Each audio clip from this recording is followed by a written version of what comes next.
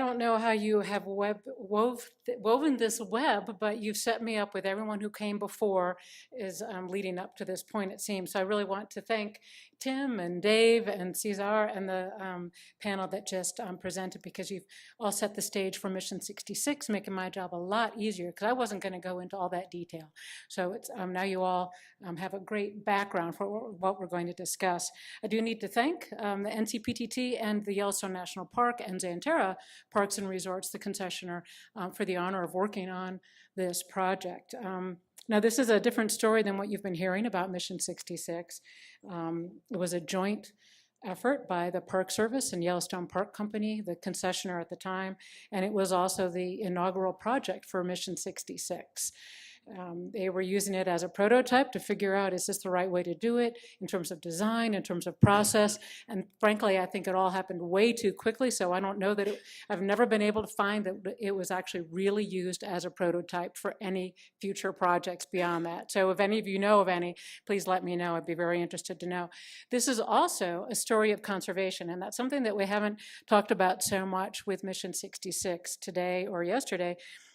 This was a project that removed structures from the stunning natural feature and relocated them so that they could conserve the natural resource. Okay, there we go. Oh, right. So that was pretty cool. You've already seen this image. This is Canyon, the Grand Canyon of the Yellowstone, and this is one of the two of the four most heavily visited sites in Yellowstone, and it's one of the reasons that prompted the establishment of Yellowstone National Park as a national park in 1872. This stands as a reminder of the tangible connection that we have to using Mission 66 as a development program in Yellowstone to conserve this resource. And we'll go into a bit of what accommodations were on the rim of the resource. Worth, in fact, did state regarding this project that Mission 66, this was during the groundbreaking, Mission 66 was in fact a conservation program and not a disguised public works program. And that really did play a strong role in this project here. This also was based on a 1935 master plan. So a lot of the Mission 66 projects that you hear about did not just ballooned forth in 1955 through the 60s. A lot of them had been in the planning stages a long time before they, can I do that as well? Before they were actually brought forward for Mission 66. So here's our canyon looking west. We have two falls. They're spectacular. The canyon itself is about 100 feet deep. The lower falls, 300 feet, which, you know, if you've been to Niagara, this is taller than Niagara by a couple of times. And then the upper falls are 109 feet. So we have resources that are accommodations that are within a quarter mile of the rim. And they were built as early as 1883. There was a tent camp.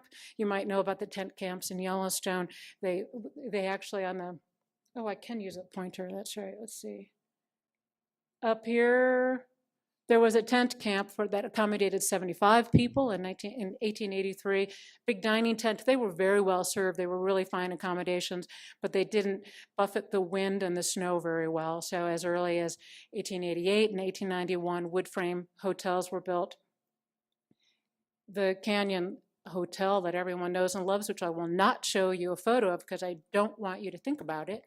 It is an addition to the 1899 hotel, and it is not within the sacred zone. However, I mean, so it's more than a quarter mile from the rim. However, it was on very poor soils, so we'll keep that in mind. The Grand Canyon Lodge. So what I have to try and do is not confuse you because we are talking about the Canyon Lodge from Mission 66. There was a preceding lodge, the Grand Canyon Lodge from 1925, and it was within a quarter mile of the rim, as were various other concessioners' buildings, stores, photo shops, gas stations, parking, and all that. So this is what the Park Service was trying to protect.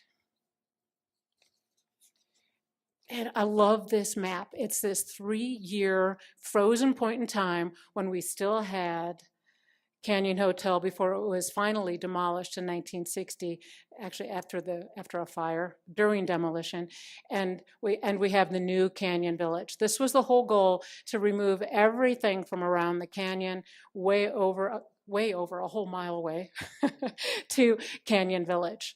And this, as I said, was planned as early as 1935. This map, however, was given to all the attendees at a 1957 conference that was reviewing National Park Service development, and they went to Grand Teton and they went to Yellowstone at Canyon specifically, and there are pages and pages of their comments. So, and these are comments by Park Service professionals, superintendents, by architects, and by concessioners, how they are responding to what was built at Canyon Village and at Teton as well.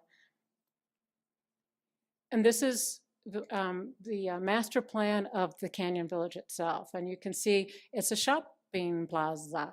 Wonderful parking with, your one-stop shop all around. And this is the main lodge that we're talking about at this point, with its what we call cabin registration. So the lodge is not a place that you go and stay. It's where you have dining and where you have, there was a lovely bar, there was a beauty shop, a beauty salon, and a cafeteria, a whole diner kind of thing. And so you would, that's where you hung out and ate. This is where you registered for cabins. They started out with a plan for 300 cabins, little cabins all along in here. And then you also had these long buildings or dormitories. This is your real commercial area, though. As I mentioned, the lodge, I love the fact that it's in pink because it's future, although it never came to be. And you will be sorry when you see what it could have been. And we'll talk about why that didn't happen. The general store, the photo shop, which wasn't completed until 1960, and the visitor center right by the entrance. Although sometimes it's hard to really know where the entrance is. Sometimes you drive all the way through here and then you realize you've missed something. So signage is very key here. Oh, it looks like I'm doing this without my notes. So this is great. So Walton Beckett and Associates, if you haven't heard of them, I can't exactly say shame on you because they actually are just rediscovering Walton Beckett in LA at this point. They were a very promising, actually more than promising firm based at this point in LA, San Francisco. They had a Kansas City and a New York City office at that point. They had more than 200 employees. They were a large firm which ended up becoming an international firm, ended up being bought out by merged with Ellerbe Beckett, and now they are under the auspices of AECOM, who has actually graciously lent us the use of these images. And these give you a great idea of the design goal and driver behind these the buildings. This is the main lodge here. And I like to think it's a cross between really, they were doing Bullock's department stores at the time. This is a cross between, I should have brought an image of one of the Bullock's department stores because it's just like that, a cross between that and a ski lodge. And then they've got their money makers, which are the cabins. And they were engaged actually by the Yellowstone Park Company. I think I missed the slide. I did. They were engaged by the Yellowstone Park Company as early as September 1955. The prompting of one of the reasons Yellowstone was selected as the inaugural project is because their 20-year contracts were up at the end of 1955. So they're in the planning stages trying to figure out which park are we going to have they looked at a number of pilots, Yellowstone and Rainier and the Everglades. There were a number of pilots that they looked at and determined that this first national park would be a great place to start because they had these 20-year contracts. And whoa, they really tied the Yellowstone Park Company's hands into this project. Yellowstone Park Company had been working in the park since under different names, but this was their successor firm since 1891. They had planned at this stage to be spending about $350,000 a year on improvements. They were asked to spend $3.5 million on the Canyon Village project alone. They ended up spending $5.5 million. This was the first time they had to start taking loans out. They had to get loans very quickly. In fact, their contract. The negotiations took a while, and there were some other complications that we won't go into, but it wasn't signed until February 1956. They needed to start working on the cabins in April, and they had groundbreaking in June, so the drawings had to be prepared very, very quickly. So that's one of the reasons why I think it might not be the prototype we all really expected it to be. The design was very quick, and the construction was very quick as well. But so these are the two images we're going to see in the next slide, and this is, where you get an idea of the colors that they're looking at and the type of spaces and volumes that they're aiming for. Here's the recreation hall, and here's a reflecting pool. So this is where Frank Mattson, landscape architect for the Yellowstone National Park, came into play. He had been with the Park Service since 1931 in various capacities right after he graduated from school, and he'd been involved in some of the earlier master plans. He essentially was the design reviewer for these projects, and I love what he had to say about these. The proportion of the roof, so now we're talking about Canyon Lodge itself, which is, oh my, okay, which, yeah, it's just, okay. The big long building here. So it's a lot of roof, right? The projection of the roof, which is one continuous plane and exposed to view, is somewhat of a shock. In direct elevation, 80% of the main is roof. For the recreation hall, he had to say, those of us who have worked in parks for some period may become obsessed with the idea we wish to see structures subordinated to the terrain.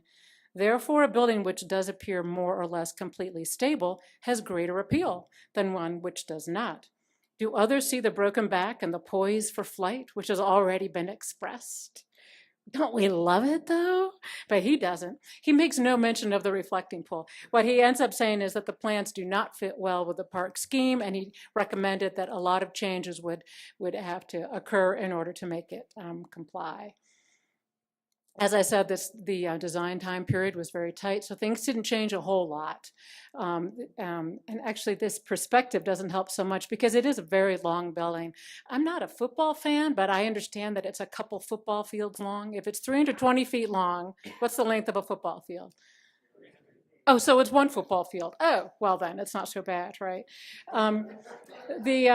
The documents that Welton Beckett prepared were completed in June 1956. Groundbreaking was June 24th, 1956. They actually started the cabins, as I mentioned, in April. And the project, the dedication, was actually August 31st, 1957. If you've been to Yellowstone, you know that we do not construct in the winter, typically.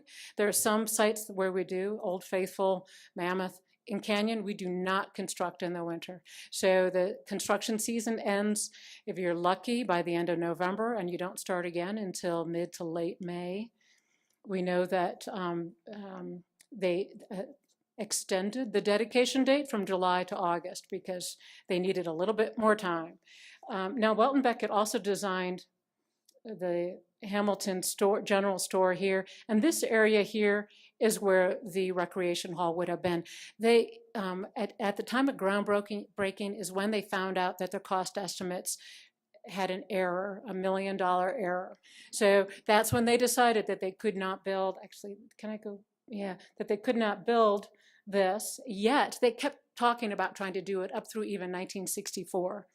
They also realized that they could not build this long dormitory extension to the administration building, so it became greatly truncated. And so obviously these wonderful this covered walkway did not occur.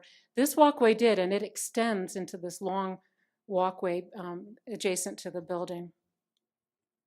So the cabins, these were the money makers. This was part of the deal. If they were going to have to spend $5.5 million, they were going to need to build more cabins. So they built 512 cabins instead of 300. The cabins were prefabricated. As I said, they couldn't work in the park during the winter. So Gardner, a town just on the outside of the park on the north side, is where they had a warehouse, and they constructed these parts. And you can see them, actually you can see a bit of gumbo here. They're moving around in some pretty wet, muddy areas, and doesn't that look pretty bad? But anyway, they're all up on stilts, and they were not plywood, which is what people love to say. They were board and batten, And there was actually a lot of design attention paid to these cabins, and they were insulated.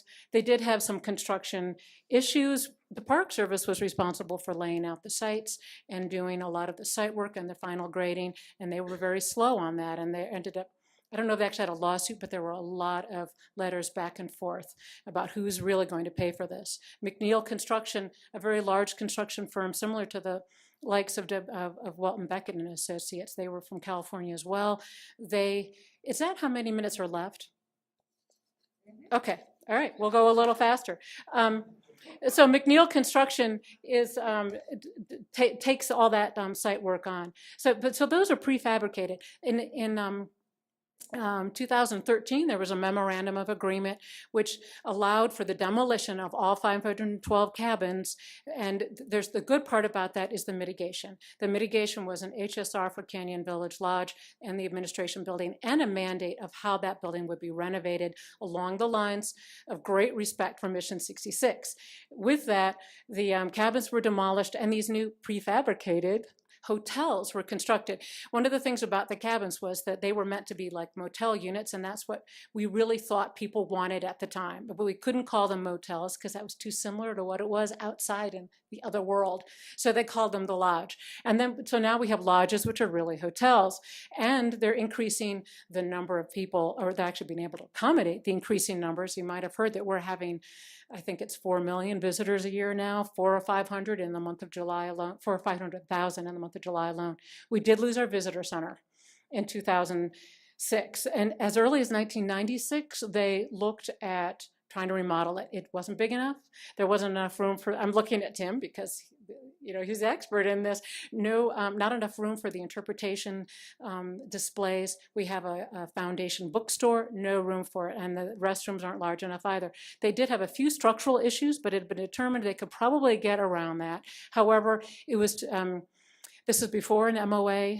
There was a determination of eligibility, yet they decided that this new village center, visitor center, was a great melding of Mission 66 and arts and crafts, and that they would have wayside exhibits that would talk about Mission 66. You can all be the judge of that. It's a lovely visitor center designed by CTA. I can promote them that way. But this is where are we now? We're in 2015. We have our Long Canyon Village Lodge, where it has received, luckily, a fair amount of work done over the years. It's been seismically reinforced a couple times. The wood shake roof has been replaced.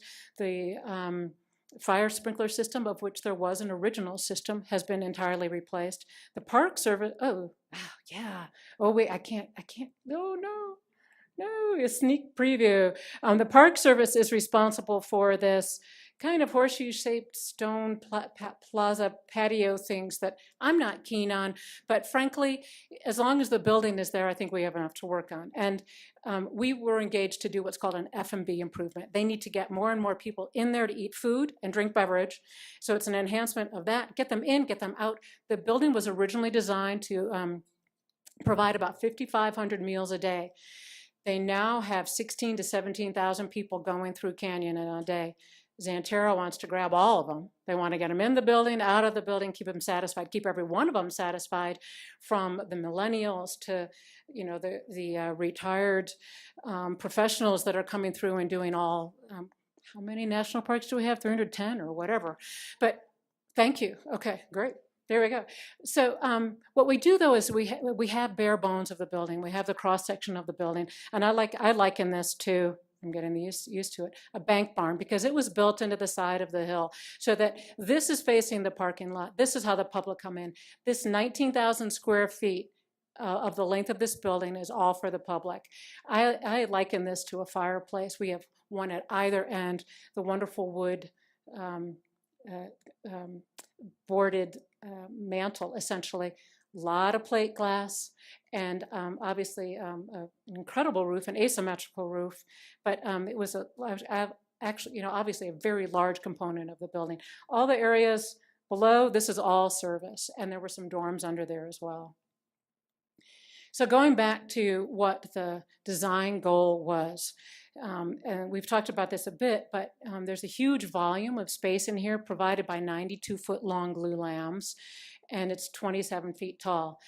We have a great mix of traditional materials, and it's a very well-constructed building. It was meant to be durable and to be maintainable. So we've got stone, we have concrete, we have wood. We also have some more modern materials with the glue lamps, with the, and I wish it could have happened this way, the glazing, full height butted glazing like that. We are more, I don't want, oh, that's 5 minutes, I love it. Okay, so the glazing, which was supposed to really provide this wonderful direct connection between interior and exterior, is, the rendering is just better than the actual execution. Because what's ended up happening, you all know that, and colors always help incredibly, but there are a lot more wood mullions and all that, so there's a lot of wood to be able to hold the glass in place that's detracting from that view. I would like to say that Welton Beckett's 2 sons and his nephew are still alive and have been incredibly helpful in providing images and some recollection. Apparently a lot of their files were discarded, and they were young men at the time, very young men at the time. They're all architects, and they know have some memories of the building, and one actually went to the dedication. So what we're left with now is a bit of a muting. As I said, we have the bones, but we've lost some of that really rich, and maybe it's subtle, but I think it really has a huge impact. Our 1957, you can see these wonderful kind of soji screen walls. They were meant to be translucent, and they're low. They were only 8 feet tall, so that they really didn't impact the volume, because the volume was so important.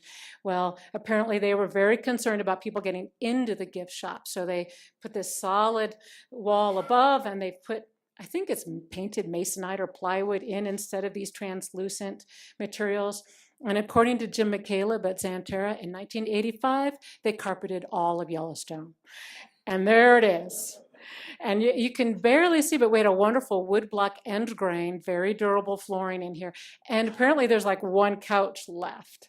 But so you see this wonderful bit with the lodge where you could just go and hang out. And some of the photos have guys hanging out smoking, because we're talking the 50s, but look at those wonderful colors and the great visual through here. I mean, it's all meant to really transmit you to the exterior, although you're not looking at the resource. There's no question of that. A lot of colors on these wonderful Starlight Chandeliers.